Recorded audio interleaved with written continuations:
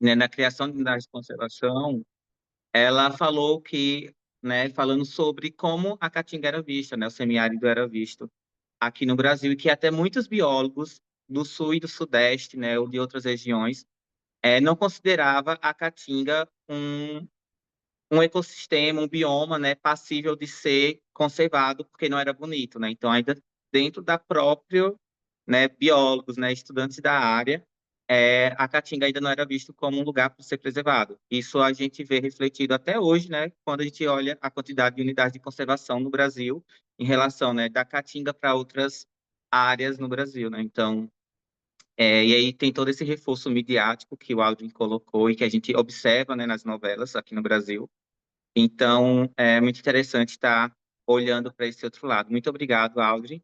E agora, né, antes da gente passar para a Eliana, a gente que vai falar sobre agroecologia, né, a gente quer saber também o quanto a gente entende sobre a agroecologia. E Bruna vai colocar aí no chat um link, um e-lance, para gente, para vocês colocarem três palavras do que é agroecologia para vocês. Então, antes da gente passar para a próxima etapa, a gente queria entender de vocês sobre o que é agroecologia, né? E aí, Bárbara, se você puder também apresentar a tela para a gente entender como que está. Mas o link já está aí dentro, já está no WhatsApp.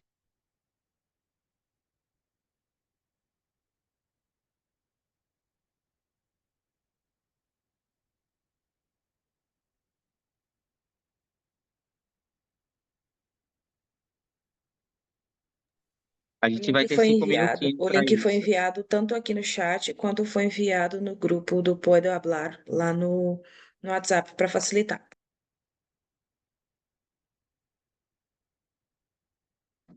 A gente vai ter 5 minutinhos para fazer isso.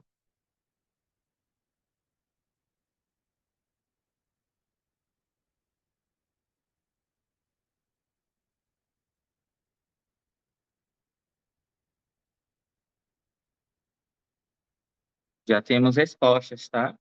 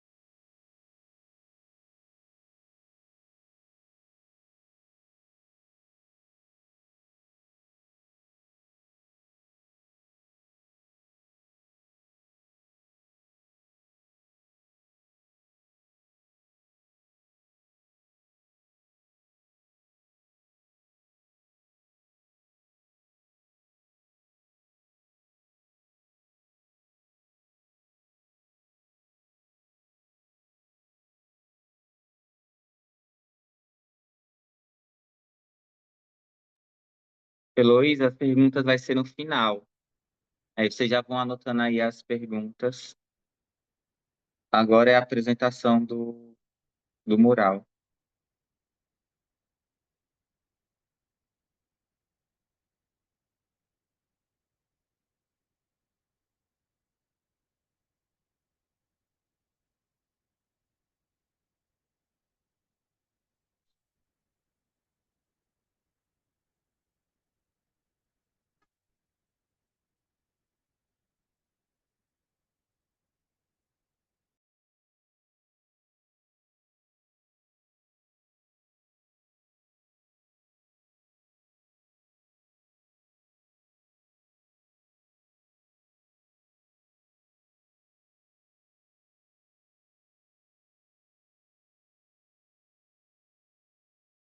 Gente, até ela está apresentando para vocês. Ah, vai começar a apresentar agora.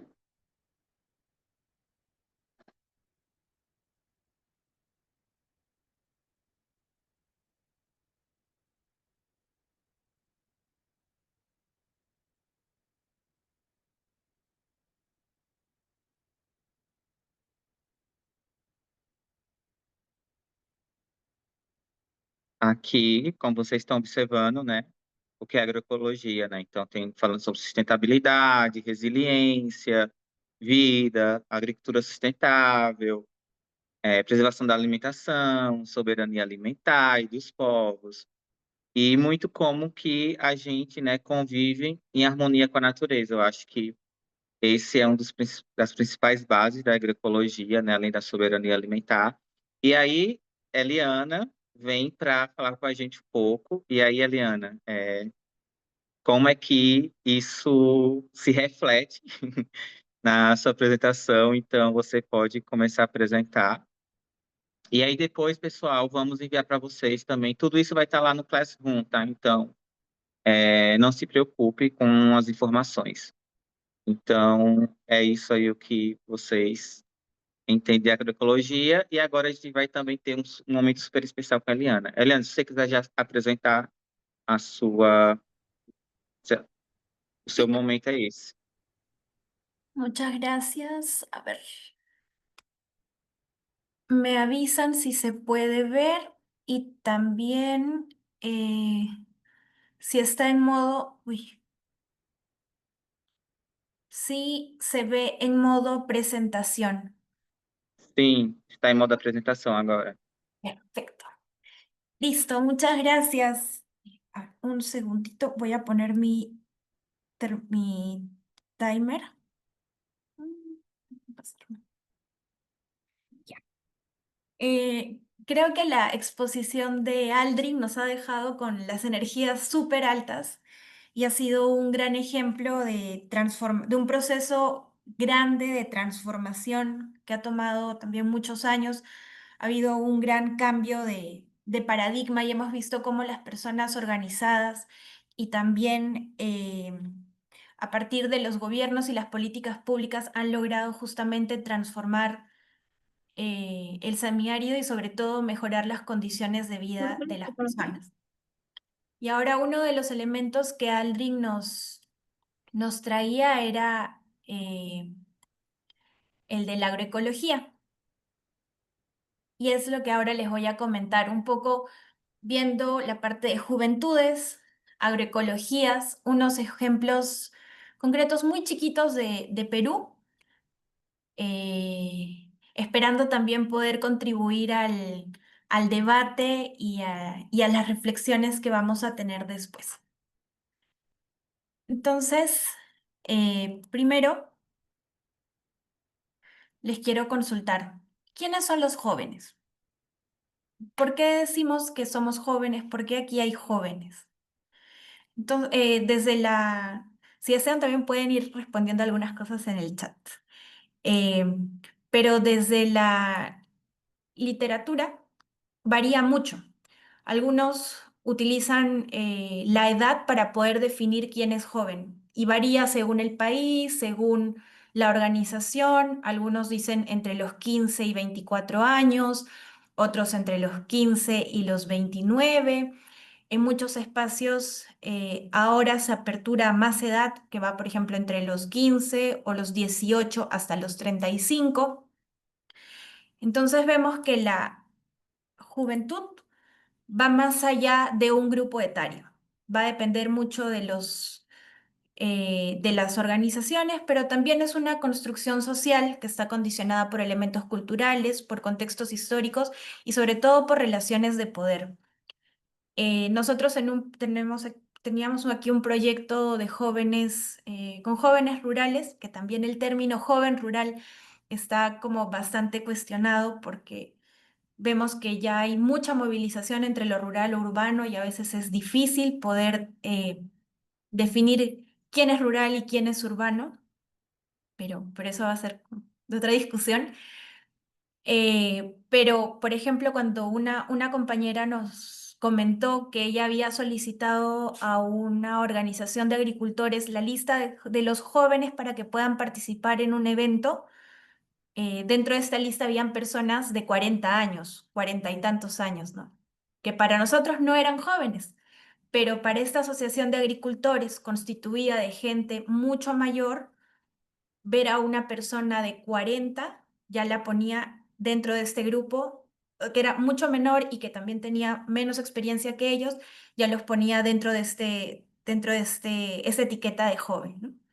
Y es importante también que tengamos en cuenta este tema de relaciones de poder, porque a veces a las juventudes en espacios de decisión, ya sean a nivel de organizaciones, en políticas públicas o espacios mucho más amplios, muchas veces no se nos da la voz o si se nos escucha no se nos hace caso por este tema de que nos falta experiencia o que eh, la edad hace como que nos descalificaran. Por eso es importante también analizarlo desde estas relaciones de poder. Y bueno, ¿y quiénes somos los jóvenes aquí en Latinoamérica? Nosotros somos, varía de acuerdo a los países, pero somos aproximadamente un cuarto de la población. Y somos una generación que, a diferencia de las otras, ha tenido un mayor acceso a la educación formal, tiene mayor acceso a la educación, a la tecnología, a la conectividad, y también nos ha tocado vivir en un mundo de múltiples crisis. Crisis climática, la crisis, la alimentación, en un contexto también de polarización de discursos, que ha apalancado nuevamente discursos de odio, discursos antimigrantes, entrando, dependiendo de los países, pero de manera global, a crisis económicas, eh, que también están como redefiniendo el futuro que quizás hace algunos años atrás, quienes somos los jóvenes un poco más mayorcitos, creíamos tener claro. Y en este contexto, la agroecología es un camino posible para la transformación. Entonces, cuando les hicimos las preguntas en el Menti, aquí está la captura de la pantalla, vemos que muchas de las respuestas están vinculadas a la sostenibilidad, a la resiliencia, a la vida, a la justicia social, la resistencia, el alimento, diversidad, por nombrar algunas. Y si vamos viendo las respuestas que están más chiquititas, no sé si ustedes las logran visualizar, pero vemos que las podemos ir agrupando eh, en diferentes rubros, ¿no? Algunos más vinculados a temas sociales, otros más a temas biológicos. Y es así como vamos construyendo el concepto de agroecología o de agroecologías, viendo que es un concepto que está en transición, que tiene una serie de principios que no son recetas y que se adaptan a los territorios, a las diferentes sociedades y a los contextos. Bueno, como les decía, la agroecología es un concepto dinámico. Y este gráfico que no lo voy a explicar, perdón, que no me voy a detener mucho en esto, pero es un poquito para hacer un recuento histórico de cómo ha cambiado la agroecología y cómo se ha ido alimentando cada vez más de acuerdo a lo que el contexto iba también demandando. Vemos que al inicio era un concepto a una escala muy pequeña, la escala de la parcela o del campo, desde un enfoque súper agronómico, pero vemos que con el tiempo ha ido cambiando y alimentándose mucho más.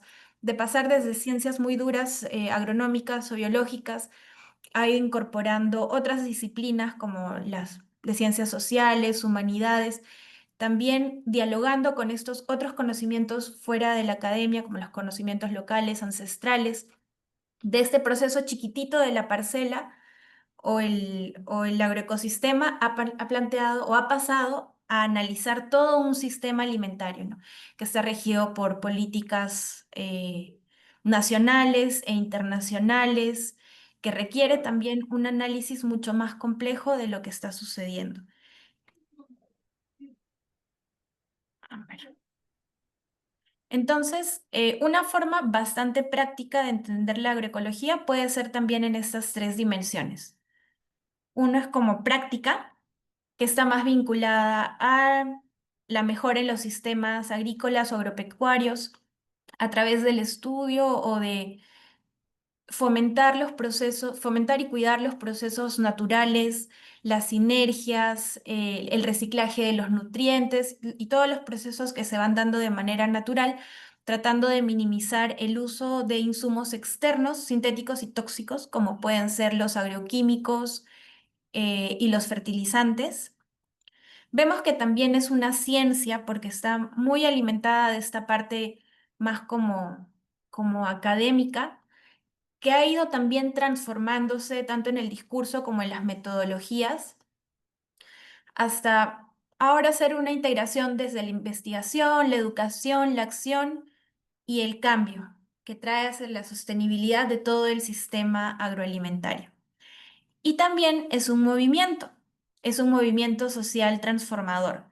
Y desde los movimientos sociales, la agroecología es visto como una ruta, un camino a las múltiples crisis que estamos enfrentando ahora, sobre todo un cambio a este modelo agroindustrial y a este paradigma súper productivista que se tiene de la agricultura y de la alimentación. Nos invita a pensar sistemas de alimentación mucho más justos, mucho más seguros para todas las personas que estamos dentro de este circuito, los productores, los consumidores, comercializadores. Eh, es una ruta para llegar para alcanzar la soberanía alimentaria dentro de nuestros países y nuestros territorios. Incorpora muchos ejes desde las diferentes justicias: justicia alimentaria, justicia de género, justicia climática, justicia epistemológica, y un respeto por la identidad, por la diversidad y nuestros derechos, que cada vez más vemos que en un contexto global están siendo vulnerados. Y como la conjunción de estas tres, podríamos decir, dimensiones, es que nos van dando lo que es la agroecología.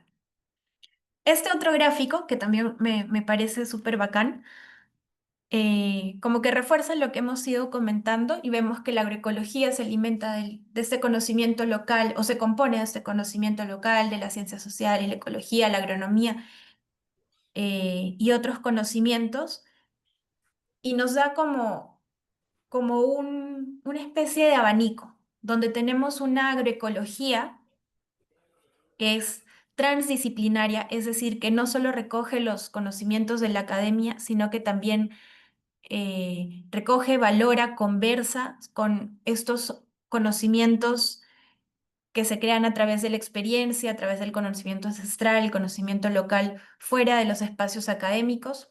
Es una agroecología participativa que va de abajo hacia arriba, es decir, desde la gente, desde la organización, hasta llegar a otras escalas de poder, como pueden ser las políticas públicas.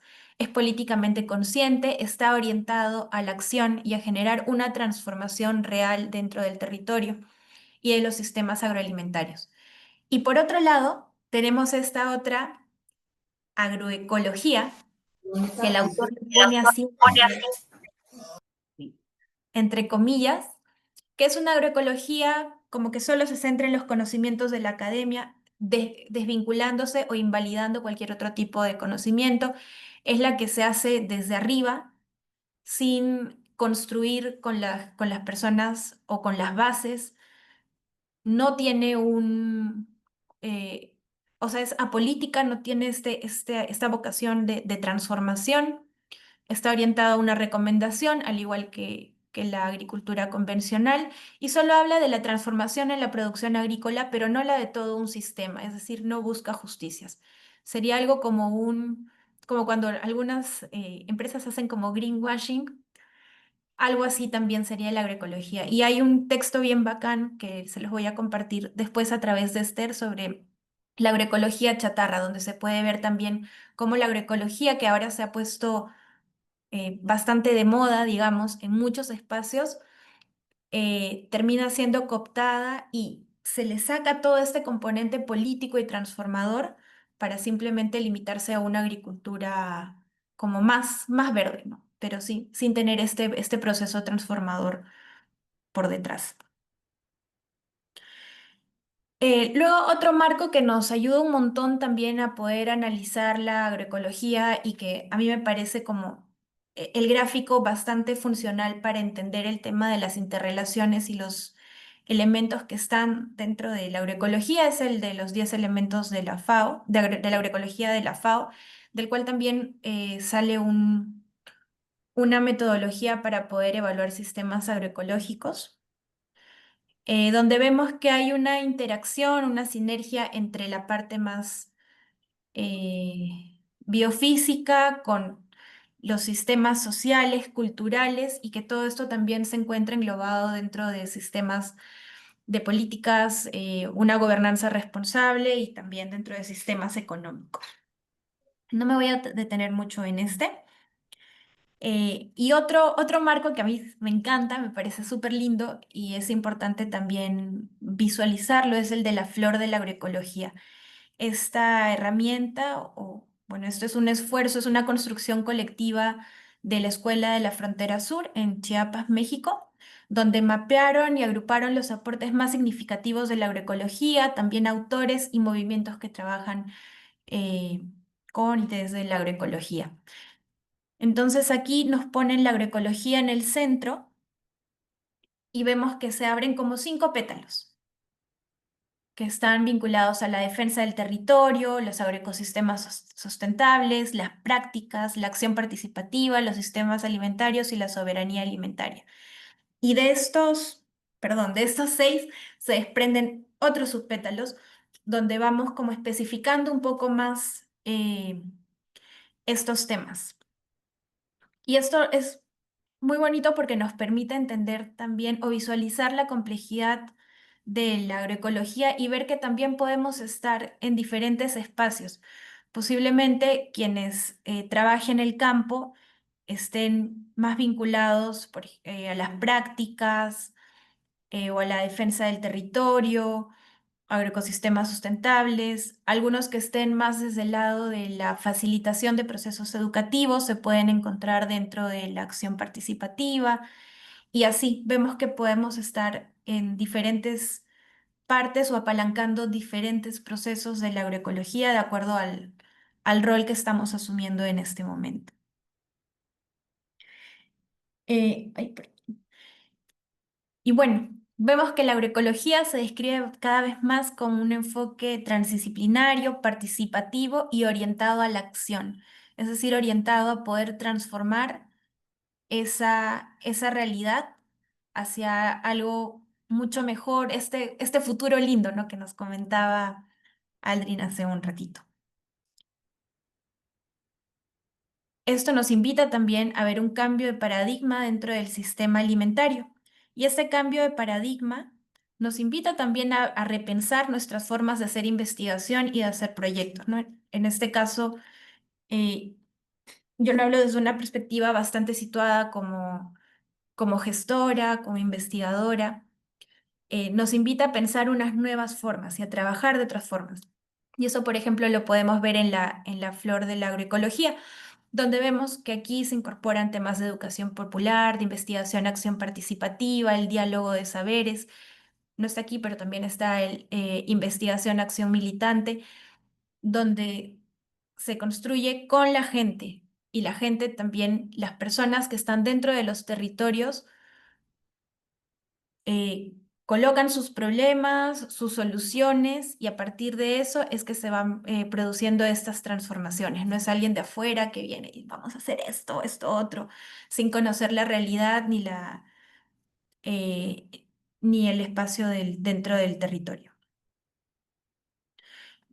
Y ahora les quiero compartir algunas experiencias, eh, desde Perú.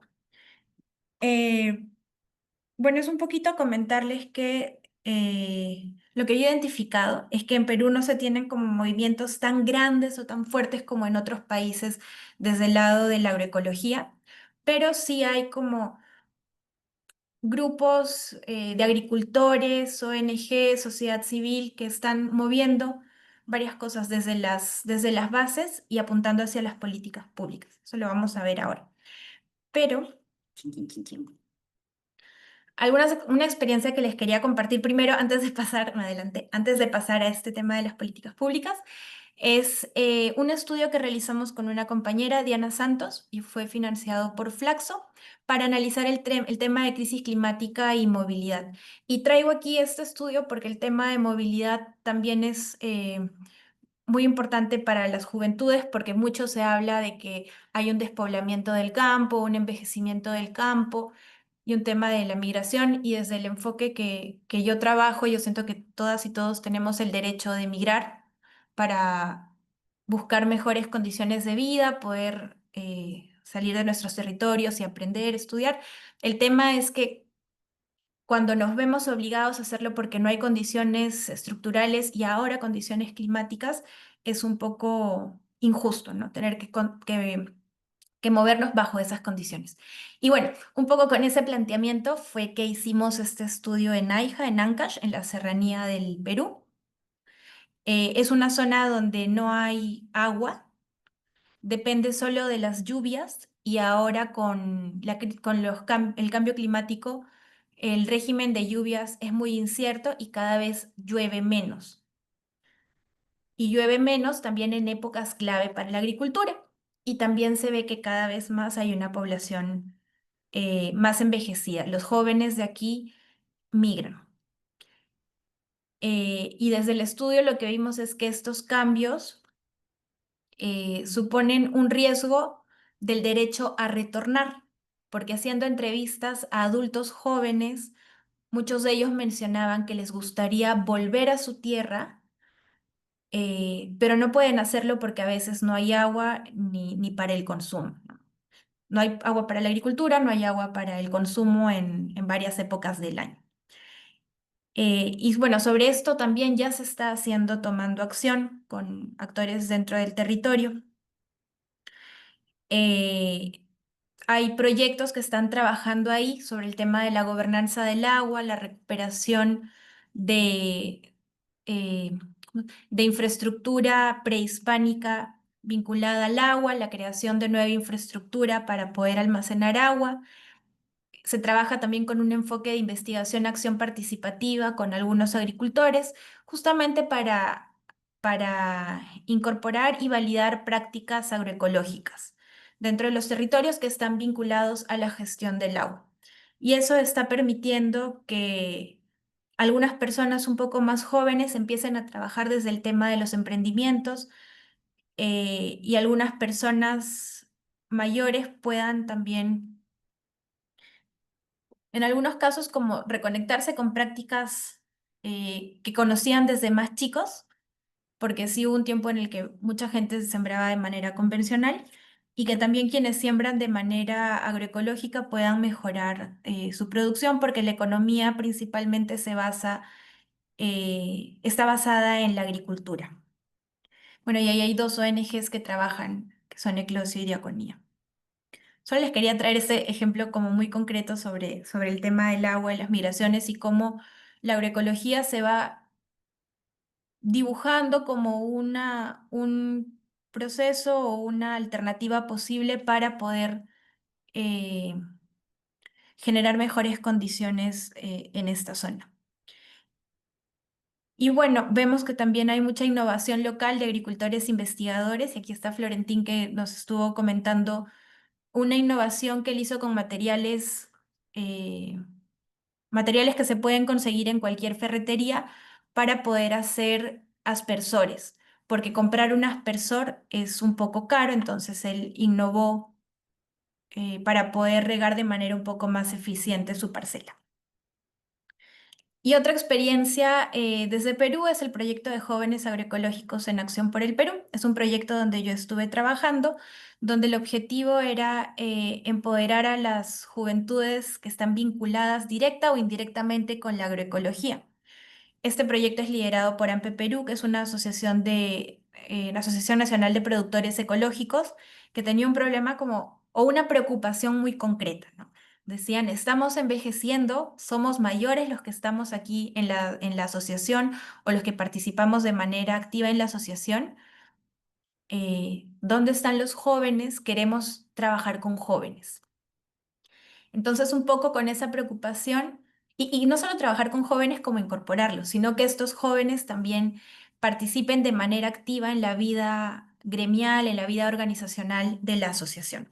Entonces, se ha estado trabajando en este proyecto en dos zonas en Perú, uno en Ayacucho, que es en la sierra como centro-sur, y Amazonas, que está al norte, pero en las zonas altas, no en la zona de bosque amazónico, en la zona alta.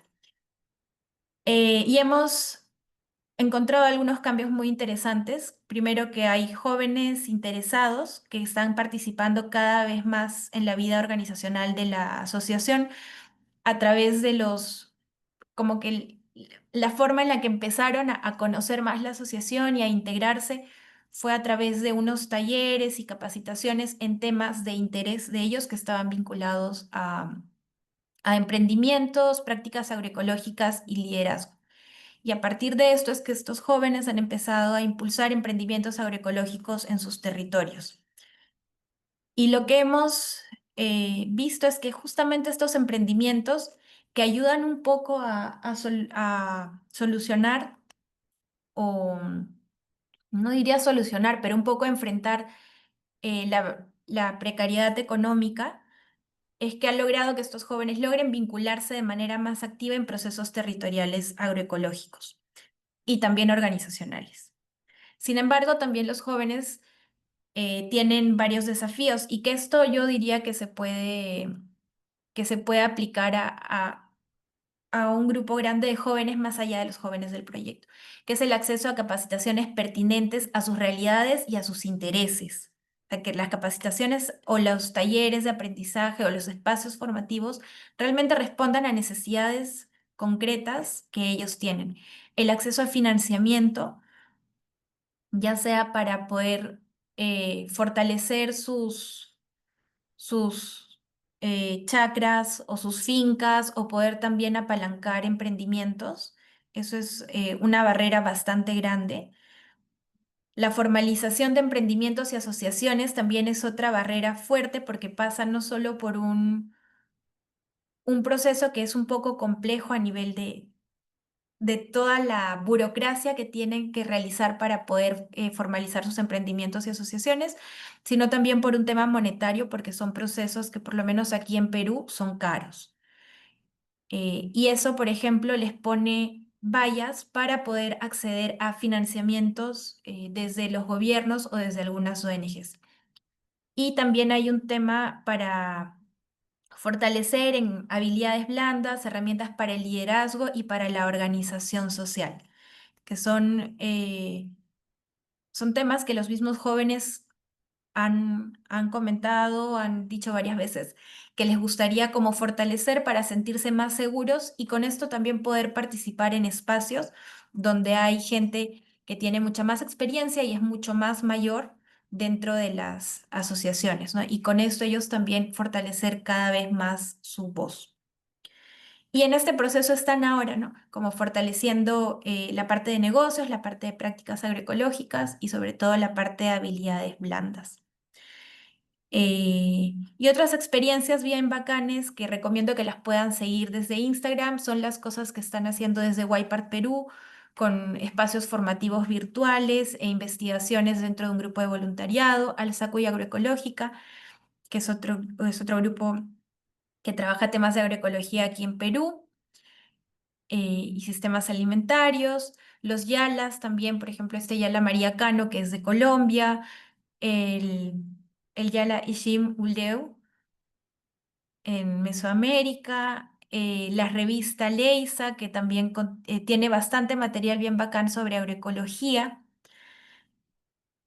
Uy, mi mouse. O también el Instituto de Agroecología de la Universidad de Vermont, que trabaja con un enfoque desde el sur.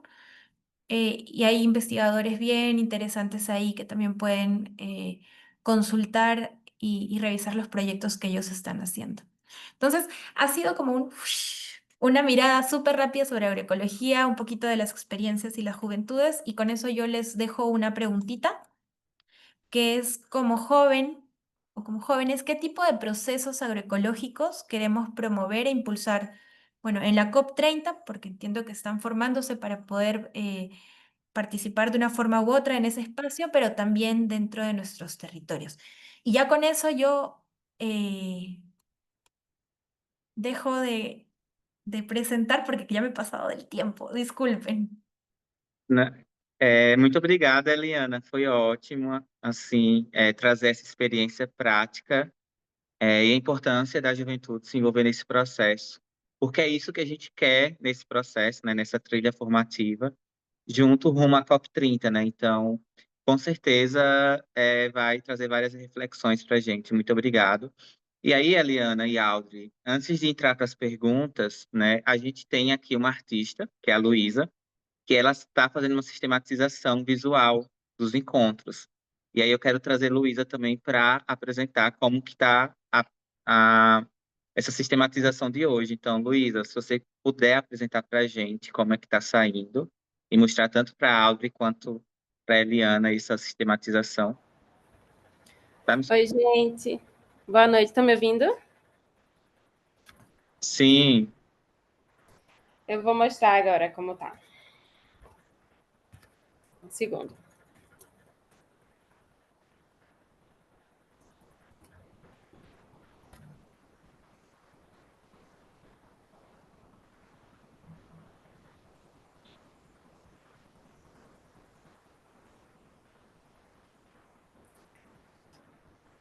Aqui tem essa pergunta de Aldrin, de que semiárido estamos construindo em nossas cabeças.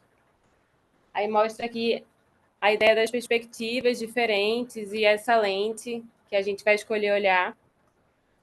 Aí fala do olhar hegemônico, fala da convivência com o semiárido. Essa frase que eu achei muito boa, que a Terra não é só suporte de plantas. Fala do semiárido, clima também. E aqui essa parte de onde o solo fala, a paisagem responde. E aqui o de Eliana, essa ideia de quem é jovem, quem é a juventude, esse conceito dinâmico ainda está sendo modificado da agroecologia.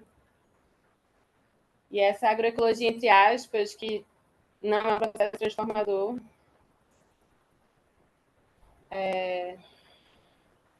E aqui estava iniciando essa parte das experiências do Peru.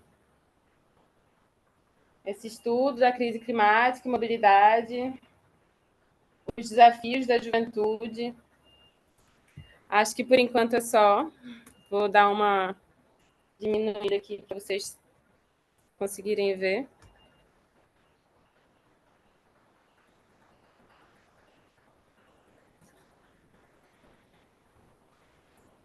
Conseguem ver? Sim. Pronto, por enquanto é isso. Certo. Muito obrigado, Luísa, novamente. E agora a Bruna vai conversar com vocês para entender as perguntas. Bruna? Bom, pessoal, eu acabei de colocar novamente no chat o nosso link da lista de presença. Peço que quem ainda não assinou, por favor, entre, coloque, preenche lá o formulário, envia. Não se esqueça de enviar, tem que preencher e enviar o formulário, tá bom? Sobre as perguntas, nós vamos abrir para 2 perguntas, porque nós estamos com o tempo um pouco apertado e Francis ainda vai passar alguns recados.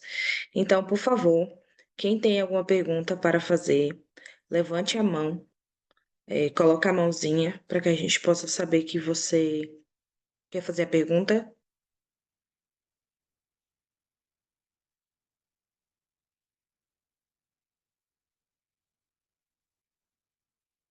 Alguém tem alguma pergunta para fazer?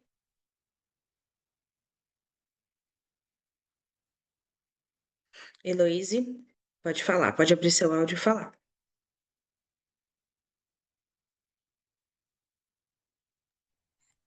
Abrir aqui a câmera para vocês me verem também.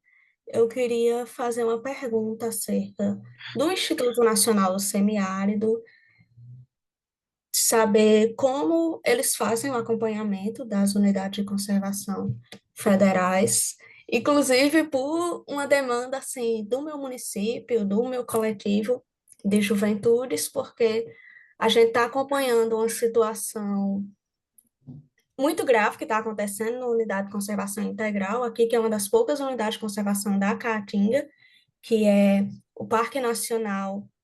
Vai, linda, fugiu o nome da minha cabeça. Da Furna Feia, o Parque Nacional da Furna Feia, porque foi aprovada a licença para a instalação de uma usina fotovoltaica na zona de amortecimento do Parque Nacional da Furna Feia. E a zona de amortecimento deveria ter a mesma proteção legal da própria área do parque.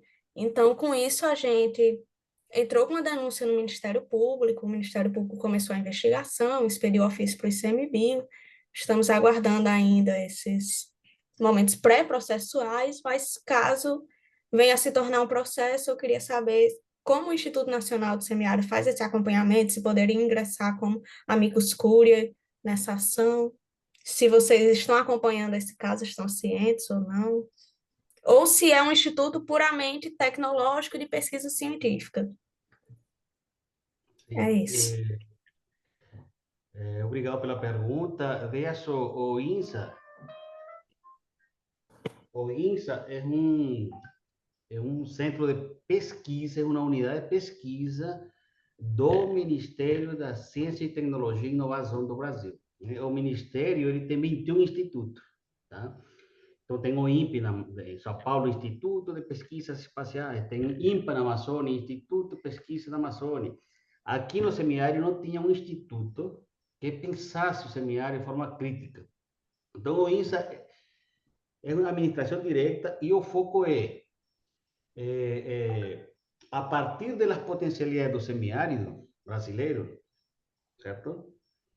A partir das potencialidades do semiárido, assumindo a filosofia que ser semiárido é uma vantagem e não uma desvantagem, promover ações de articulação, pesquisa contextualizada, formação, difusão e subsídio a políticas públicas.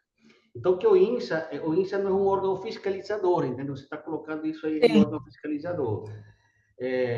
O que o Instituto tem é que o Instituto, nós temos um observatório, que se chama Observatório da Caatinga e de Certificação. O que nós fazemos? Nós realizamos estudos, tanto observacional em campo, quanto dados secundários. Então, nós mapeamos, geramos dados para o semiárido. Tá? Essa informação a gente pode divulgar, socializa, mas não nos envolvemos com esse tipo de processo que é do IBAMA ou dos órgãos do Estado. Mas, por exemplo, nós estamos divulgando assim, que já estamos vendo que vai nesse caminho que você está dizendo. Nós acabamos de botar o boletim, onde a vida resiste, a degradação insiste. Então, nós estamos divulgando que em territórios indígenas, que são as áreas mais conservadas, indígenas, quilombolas, e assentamentos e camponeses, apesar dessas áreas, né, você ter muito recurso, ela aumentou a degradação nos últimos 20 anos. Então, por exemplo, nas áreas indígenas, aqui no semiárido, tinha 88% conservado, certo? E hoje aumentou a degradação, diminuiu para 86% essa área. Nas áreas quilombolas, que tínhamos tipo 87% conservado, ela diminuiu para 83%. Nas áreas de assentamento, reforma agrária, que tínhamos, que estou sem óculos aqui, mais ou menos 90% conservada, ela caiu para 85%. As pequenas propriedades rurais, que antes eram 74% conservadas, ela caiu para 68%. Né? Já perdeu. Então, em síntese, mais ou menos aumentou 5% em esta área. E o que nós fazemos é relatar essas informações, sugerir ao Ministério, assim, está acontecendo uma degradação aqui. Precisa tomar medidas, é onde temos conhecimento, saberes e precisa tomar algumas ações. Ou divulgamos como está a degradação do semiárido. Né? Sabemos hoje que 11% da caatinga está com nível crítico e severo de degradação. Né? Já sabemos que nos últimos 20 anos houve um desmatamento de 7% da caatinga.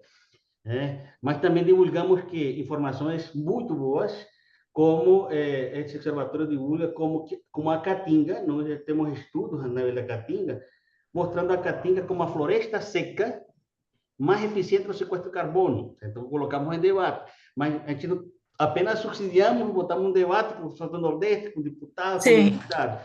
Então, já sabemos isso. Hoje em dia, a caatinga é a segunda floresta seca mais eficiente no sequestro de carbono. Dica, ou seja, a caatinga está dizendo, eu sou solução contra a mudança climática. menos emissão, mais solução, Caatinga como ativo climático. Então, colocamos essas defesas, entende?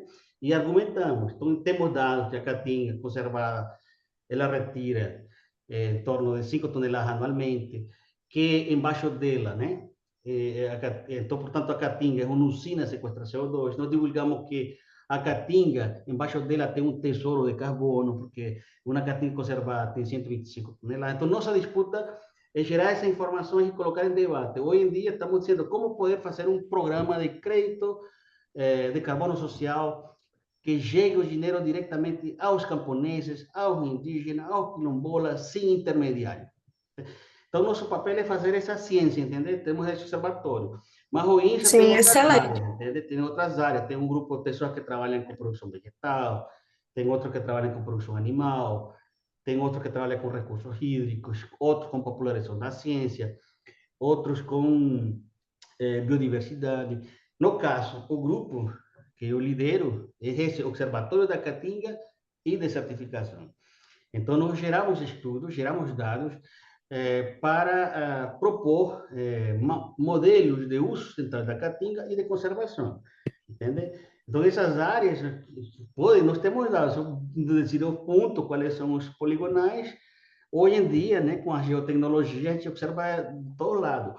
E com isso, nós dizemos assim, a Caatinga é uma potência climática e econômica que está em nosso nariz. Então, temos calculado quanto seria o dinheiro, por exemplo, na área quilombola. Então, já sabemos que nas áreas quilombola, o só pelo que está armazenado, daria 48 bilhões de reais, se fosse investir esse dinheiro. E se fosse o que ela retira anualmente, dá em torno de 9 bilhões de reais. Entende? São elementos fortes, bem da ciência. Nós também decimos, nas áreas quilombolas, seriam 3 bilhões armazenados, bilhões de reais, e o que ele retira anualmente é aproximadamente 1 bilhão de reais. E nas áreas de territórios, aliás, eu falei a primeira área de unidade de conservação. Se mantemos a unidade de conservação, nós temos 48 bilhões de reais e 9 bilhões retirado anualmente. E na indígena dá 2 bilhões e 5 bilhões pela área que eles têm. E aí, nós divulgamos essas informações, fizemos uma carta de essa Caatinga, lá para a COP30, está sendo discutida lá em Ceará, e aí perguntamos, quanto vale sua Caatinga em pé para as pessoas, né? Agora a gente consegue calcular. Então, nós criamos uma calculadora para a pessoa, desde seu celular, em breve, espero que esteja circulando, ela poder fazer esse cálculo, entendeu? Ou tecnologias para, a partir de uma fotografia, poder saber a saúde do solo, né? Ou as tecnologias da cromatografia, enfim, esse tipo de coisa que a gente faz. Mas nem todo pesquisador consegue fazer, entende? Por quê?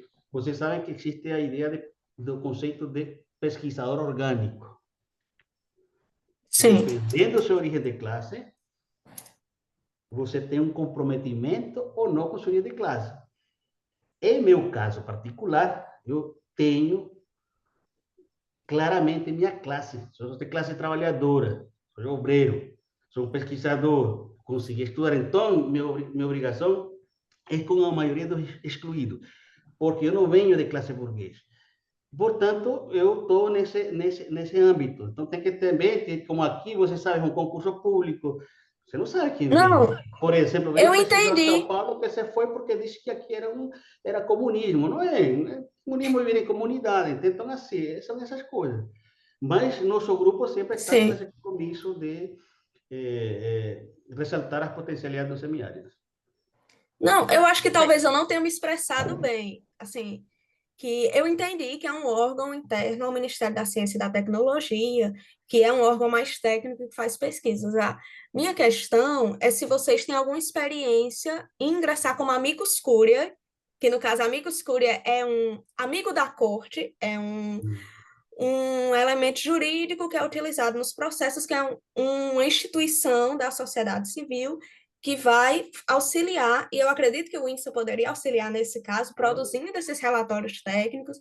E então, se vocês tiverem um setor jurídico, eu sou da área jurídica de direito ambiental, Aqui tem um núcleo que se chama aí se NIC. vocês tiverem um setor jurídico, eu Aqui acredito que tem um seria núcleo, muito que é o Núcleo de interessante. Inovação Tecnológica, certo?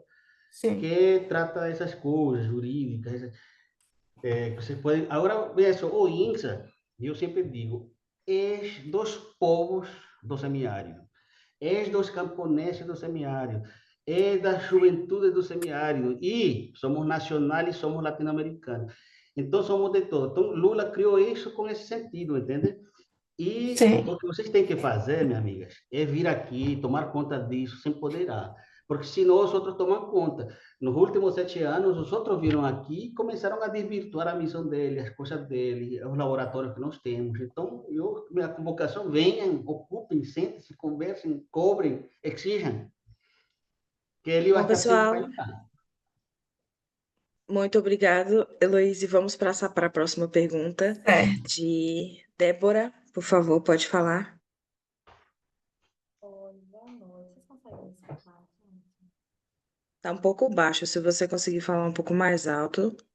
Tá melhor? Ou eu tiro o fone, não sei. Tá dando para escutar? Melhorou. Ah, então, gente, na verdade não é uma pergunta. Como nosso tempo está bem corrido, eu vou falar muito rapidamente. É porque, né, eu sou brasileira. Eu sou de Maceió, Alagoas. Hoje em dia moro em Pernambuco. E recentemente, aqui em Pernambuco, nós tivemos a Conferência Setorial de Juventude. Meu Deus, peraí, tá aparecendo uma coisa aqui sobre confirmar a língua, mas tá, enfim, em português. A Conferência Setorial de Juventude da Conferência Nacional de Desenvolvimento Rural Sustentável e Territorial.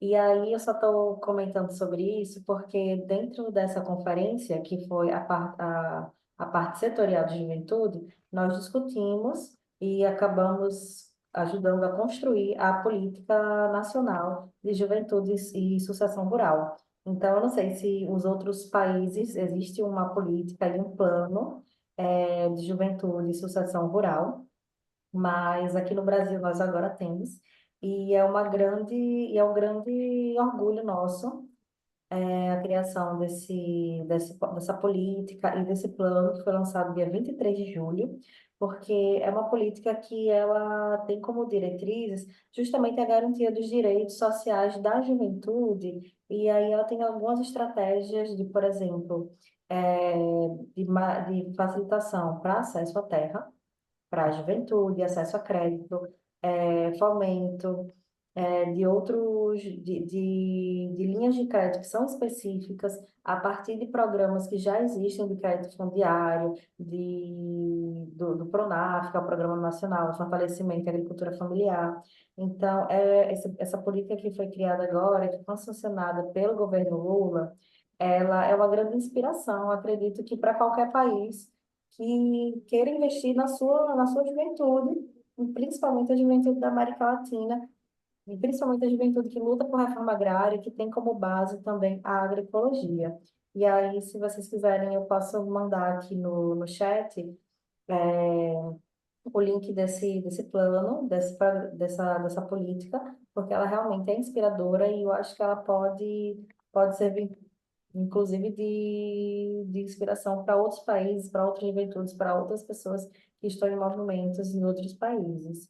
E essa conferência, ela faz parte da, de uma das etapas da Conferência Nacional de Desenvolvimento Rural Sustentável, que vai acontecer ano que vem, em março, mas esse ano já teve o setorial de juventude, foi justamente para que a juventude pudesse pautar de uma forma institucional, mas que os movimentos sociais de juventude pudessem pautar de forma institucional as nossas pautas e as nossas necessidades. E é isso, foi bem rápido, porque já deu a hora. Obrigada, gente. Aníbal, sua pergunta. Muito obrigado, Débora. Aníbal Castanho?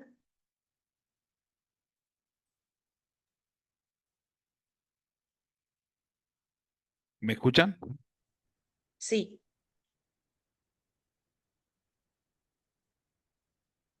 ¿Cómo están?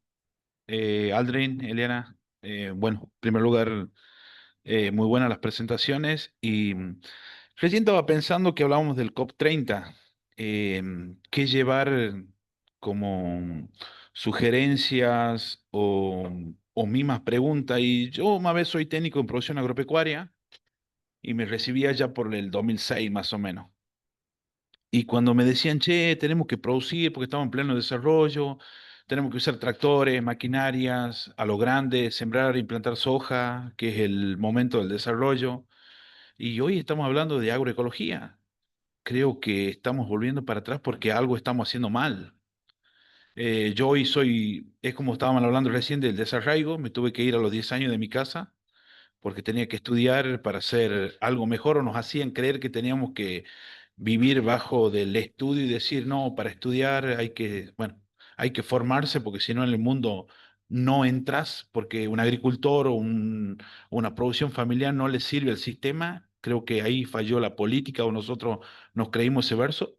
Hoy soy un productor agropecuario, voy por la certificación agroecológica, producimos carne caprina y uno lo ve hoy desde otro lado. Me enseñaron una cosa y hoy estamos haciendo otra y nos vamos acomodando mientras eh, vamos caminando. Y bueno, como decía Eliana, como decía ahí Aldrin, para el 2030 es una gran pregunta la que tenemos que llevar al COP30. ¿A qué voy en esto? En el sentido de que está avanzando muy mucho el cambio climático y no nos estamos dando cuenta. O no lo queremos ver, o el pequeño agricultor, por decirte, no sé, las pequeñas producciones, nosotros tenemos que hacer el cuidado del medio ambiente y las grandes ciudades, ¿por qué no? O el gigante, no sé, el que es poderoso, ¿por qué no puede hacer el cuidado de la naturaleza o de la agroecología o como lo quieramos llamar? ¿Por qué siempre el más chico, el que no tiene acceso al agua, no tiene derecho a un techo, no tiene... Por eso también creo que en esto influye mucho la política. Estaba viendo un informe de Brasil, porque yo soy de Argentina, hace un par de años, Lula, puede ser, si no estoy equivocado, le dio acceso a la tierra a los pequeños productores y agricultoras familiares y todo eso. Y cosa que en su momento también acá en Argentina teníamos mucha implementación de programas para pequeños productores para que no haya tanto desarraigo hacia la ciudad y estuvo funcionando. Y hoy, con el gobierno de la derecha, no está pasando eso. Nos están sacando todo lo posible del acceso a lo que teníamos antes y eso nos está obligando a muchos jóvenes a emigrar a las grandes ciudades en busca de un trabajo para poderse mantener. Es un aporte más o menos de lo que doy yo ya de lo que estábamos conversando y bueno, hablando y gracias por el espacio y muy buena la temática de hoy.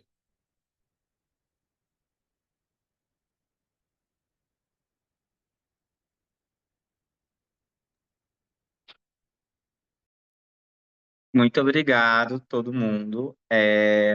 Para quem tiver mais dúvidas ou alguma pergunta mais direcionada, tanto para a Eliana tanto, quanto para a Audrey, pode enviar para a gente envia para eles, para a Audrey e para a Eliana. E finalizamos aqui o encontro de hoje. A gente está com o tempo muito estourado, né? A gente ultrapassou o nosso limite de tempo, mas a gente se encontra o próximo encontro, dia 21, nesse mesmo horário. Então, fiquem de olho lá no grupo do WhatsApp. Já enviei algumas informações importantes, alguns avisos. E é isso, gente. Muito obrigado. A gente está encerrando agora. E em 15 dias, né, dia 21, a gente tem o nosso encontro de integração. Muitas graças novamente, Liana, Audrey. Muito obrigado por esse momento. E até mais, pessoal. Muchas gracias. Muchas gracias. Buenas tardes, hasta luego.